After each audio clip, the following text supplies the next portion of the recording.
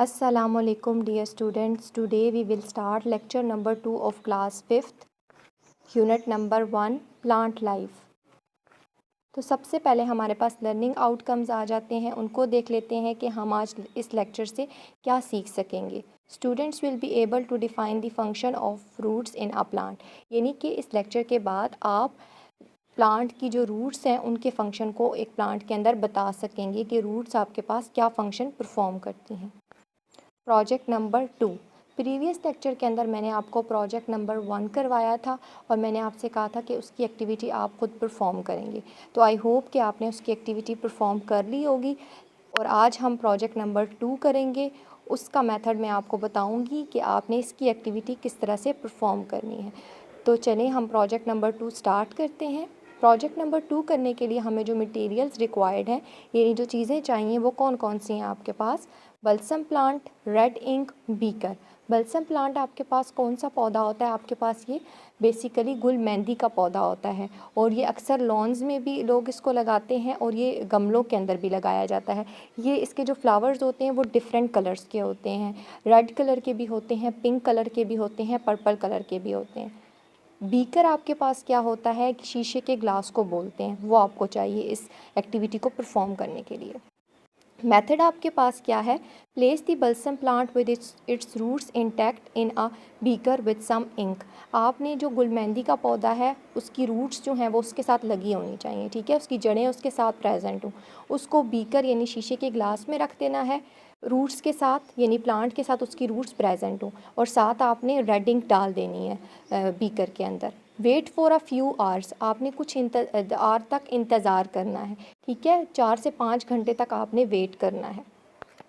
इस तरह के आपके पास बल्सम प्लांट्स होते हैं. देखें गमले के अंदर भी लगा हुआ है, इसके जो फ्लावर्स हैं इसमें पिंक कलर के हैं और दूसरी डायग्राम्स के अंदर इसके डिफरेंट कलर्स हैं.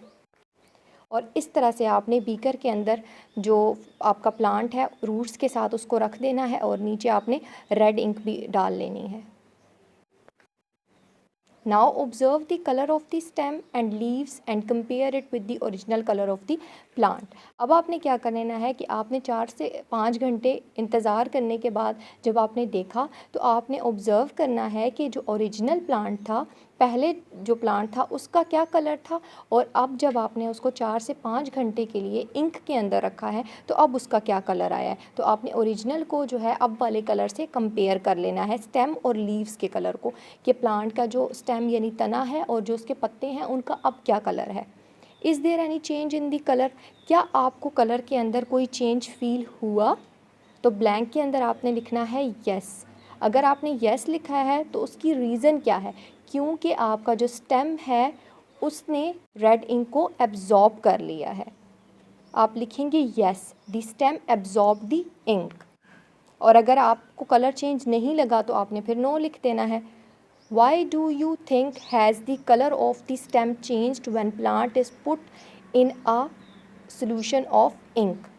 अब आपको क्यों ये लगा कि जो आपके स्टेम है यानी तना है उसका कलर चेंज हो गया है जब आपने उसको रेड इंक के सोल्यूशन में रखा? इसका आंसर आपके पास क्या होगा कि जो प्लांट की रूट्स हैं वो आपकी रेड इंक को एब्जॉर्ब करेंगी और उसको स्टेम तक पहुंचा देंगी. तो इसका आंसर होगा कि because stem absorb the colour of the ink. Why the colour of the leaves changed. अब पत्तों का कलर क्यों चेंज हुआ? तो आपने ब्लैंक में लिखना है because the ink is absorbed in it, कि आपके जो पत्ते थे उन्होंने उस इंक को एब्जॉर्ब कर लिया. क्योंकि रूट्स के थ्रू वो स्टेम के अंदर गई तो स्टेम ने आगे फर्दर जो है वो प्लांट के डिफरेंट पार्ट्स को उसको डिस्ट्रीब्यूट कर दिया. तो दैट्स वाई आपके जो लीव्स हैं उनका कलर चेंज हो जाएगा. What do you think a plant does with the minerals and water taken up by it. अब आपको क्या लगता है कि जो प्लांट है वो वाटर और मिनरल्स को जब एब्जॉर्ब कर लेता है तो वो उनके साथ क्या करता है? तो ब्लैंक में आप लिखेंगे कि the plant uses minerals and water. ठीक है, जो प्लांट है वो मिनरल्स और वाटर को यूज़ कर लेता है. What will happen if the roots are removed? Will they able to absorb water and minerals from the soil. अब क्या होगा अगर प्लांट की रूट्स को रिमूव कर दिया जाए? क्या प्लांट के अंदर अभी भी ये एबिलिटी होगी कि वो वाटर और मिनरल्स को एब्जॉर्ब कर सके सॉइल के अंदर से? तो इसका आंसर होगा, ब्लैंक के अंदर आप लिखेंगे कि the plant will die, plant मर जाएगा। Plant required roots for the absorption of water and mineral, यानी प्लांट को वाटर और मिनरल को एब्जॉर्ब करने के लिए रूट्स की ज़रूरत होती है। जब उसकी रूट्स ही आप काट देंगे तो उसके अंदर ये एबिलिटी ख़त्म हो जाएगी। What will happen if the plants are not able to absorb minerals and water? अब क्या होगा कि प्लांट के अंदर ये सलाहियत ख़त्म हो जाए कि वो वाटर और मिनरल को एब्जॉर्ब नहीं कर सकता? तो आपने ब्लैंक के अंदर लिखना है कि द प्लांट विल डाई, आपका जो प्लांट है वो मर जाएगा। अब आज का आपका टास्क क्या है? Today's task reading of book page number 1 and 2। आपने बुक के पेज नंबर 1 और 2 की रीडिंग करनी है। Perform the given activity and also fill the blanks present in it after performing the activity. आपने जो अभी मैंने आपको प्रोजेक्ट नंबर 2 की एक्टिविटी बताई है वो आपने परफॉर्म कर लेनी है और अपने बुक के पेज नंबर 1 और 2 के ऊपर परफॉर्म करने के बाद उसकी जो ब्लैंक्स हैं उनको फिल कर लेना है। Draw a label diagram of different parts of the plant. आपने एक नीट सी डायग्राम बना लेनी है प्लांट की और उसके डिफरेंट पार्ट्स को आपने लेबल कर लेना है। ओके, अल्लाह हाफिज़।